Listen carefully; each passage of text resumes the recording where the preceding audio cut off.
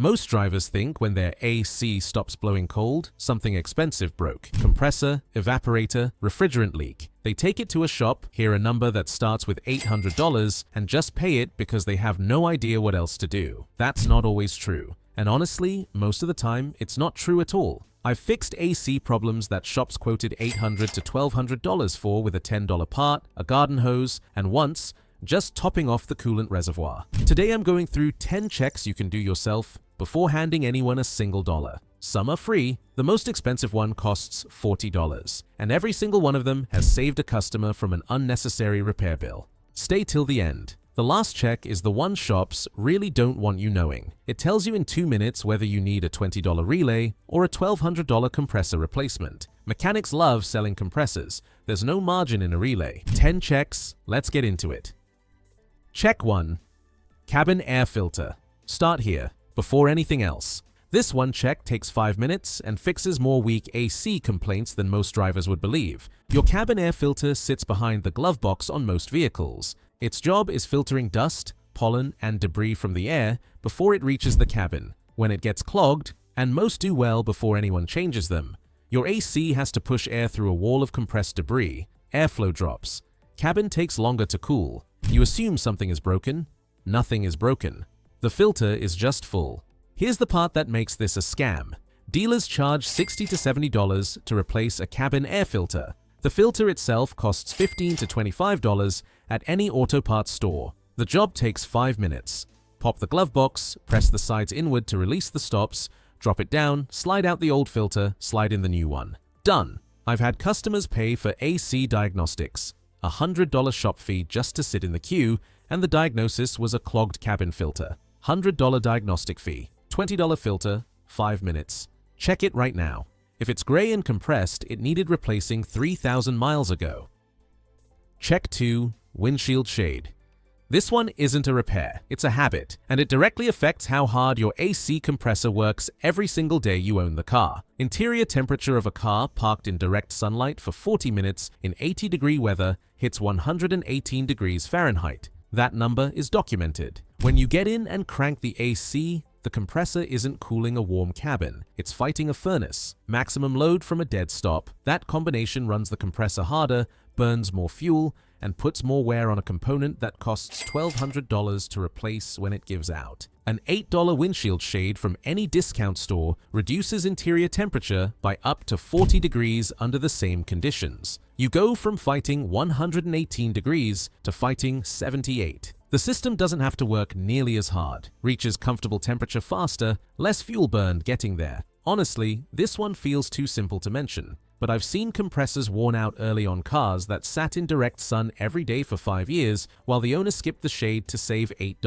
$8 versus $1,200. Doesn't require much thought. Park in shade when you can. Use a shade when you can't. Check 3. Condenser cleaning.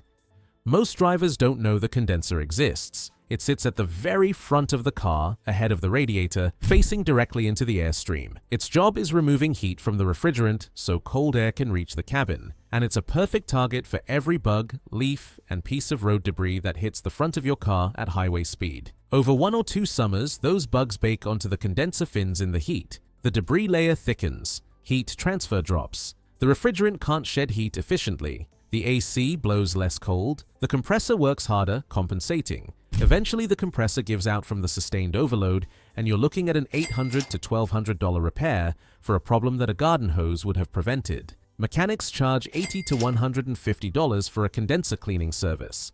The actual procedure is 10 minutes with medium pressure water and a soft brush. Let the car cool completely first. Never spray water on hot metal components. Then run a medium pressure hose over the condenser from behind if accessible, or straight through the grill from the front.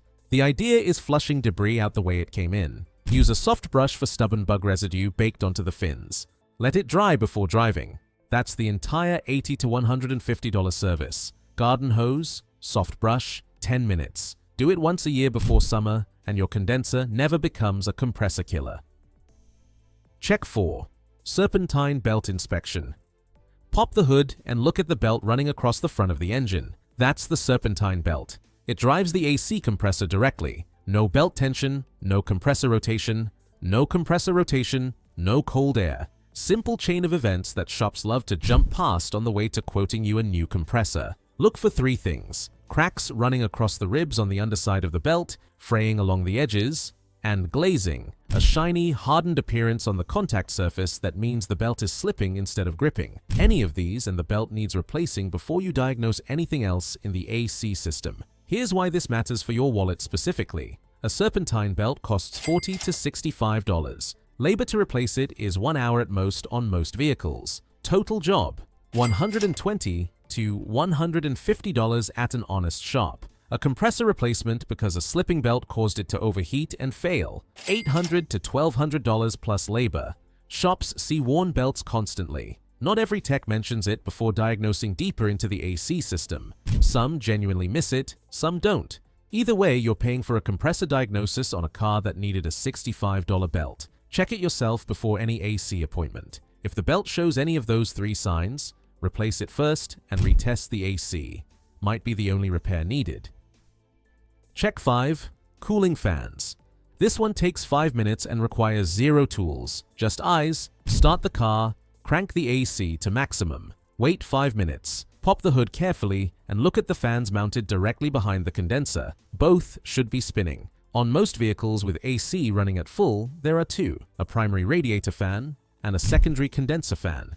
Both need to be moving for the condenser to shed heat properly at low speeds and in traffic. If one fan is dead, the AC will still function at highway speed because forward motion pushes air through the condenser naturally. In traffic, it'll struggle. If both fans are dead, the AC overheats the condenser at any speed and the compressor eventually follows. Here's where shops get you.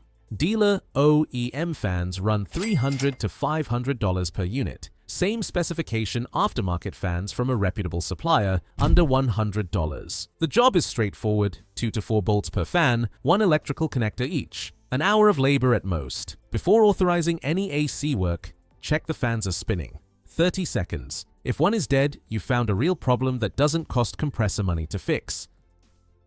Check 6. Recirculation button.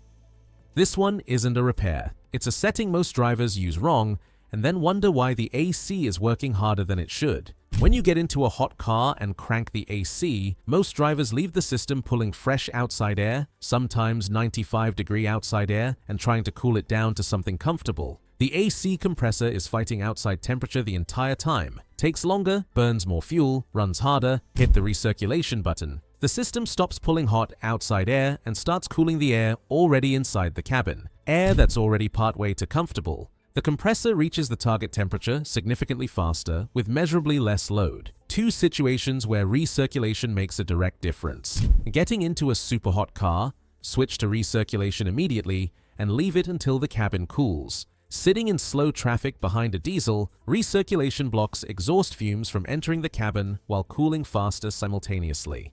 1 rule: turn recirculation off in cold weather. Running it in winter traps moisture inside the cabin and fogs the windows. Summer heat and heavy traffic, recirculation on. Cold weather and fresh air needed, off. 1 button, no cost, drops the load on your compressor every single summer drive. Check 7. Coolant level. This is the one that catches everyone off guard, and it's exactly what happened with the customer in the intro. Your AC compressor is controlled by the engine computer. When the engine starts overheating, the computer shuts the compressor off automatically to reduce load and protect the engine. AC stops blowing cold. You assume the AC failed. Nothing failed. The computer made a decision. Low coolant causes the engine to run hotter than normal. Hot enough to trigger that shutdown. Hot enough to turn a perfectly functional AC system into one that blows warm air. Pop the hood. Find the coolant reservoir. It's a translucent plastic tank with min and max markings on the side. If the level is at or below minimum, top it off with the correct coolant type for your vehicle before you let anyone touch the AC system. 2 minutes, costs $3 to $8 for a bottle of coolant. Fixed the apparent AC problem on the car in the intro without touching a single AC component. If the coolant level keeps dropping after you top it off, that's a separate problem worth investigating, but check it first, always. Check 8.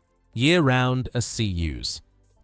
Shops see this every June without fail. Car went all winter without running the AC. Owner turns it on first hot day of summer, warm air, nothing. Mechanic checks the system, refrigerant gone. Seals dried out and cracked from months of disuse. Repair, $1,500 to $2,000. Preventable, completely. Your AC system uses refrigerant that also contains oil to keep all internal components lubricated. When you don't run the system, that oil settles and stops circulating. Over one winter, the rubber seals that hold refrigerant inside the system dry out and lose their flexibility. Cracks form. Refrigerant escapes. By summer, the system is empty. 5 minutes of runtime once a week through winter keeps the refrigerant circulating, the oil moving, and the seals conditioned. Doesn't need to be cold outside. Just run the AC on any setting for 5 minutes. That's it. Mechanics don't send reminder cards in December. A dried-out seal repair in June is worth more to the shop than a phone call in January. 5 minutes a week, every week, year-round. Check 9. Magnetic clutch. Relay swap test. AC button light flashing. A C cutting out randomly. Works sometimes, not others. Before anyone quotes you a compressor, check this first. Your AC compressor clutch is controlled by a relay in the fuse box under the hood. When that relay fails, the clutch won't engage. Compressor doesn't turn on. AC doesn't work. Relay costs $10 to $20. Shops charge $100 or more just to diagnose the problem before they tell you what it costs to fix. Here's the free version. Open the fuse box cover. The diagram is printed on the inside of the lid. Find the AC compressor relay. Pull it out. Find another relay in the box with the same amp rating. Horn relay works on most vehicles. Swap them. Start the car and turn the AC on. A C works with the swapped relay. Original relay was the problem. $10 to $20 at any auto parts store. Done. A C still doesn't work. Relay wasn't the issue. Keep going down the list. 2 minutes, no tools. Potentially saves a $100 diagnostic fee before you even know what the actual problem is. Check 10. Compressor clutch test. This is the one. 2 minutes, $15 multimeter.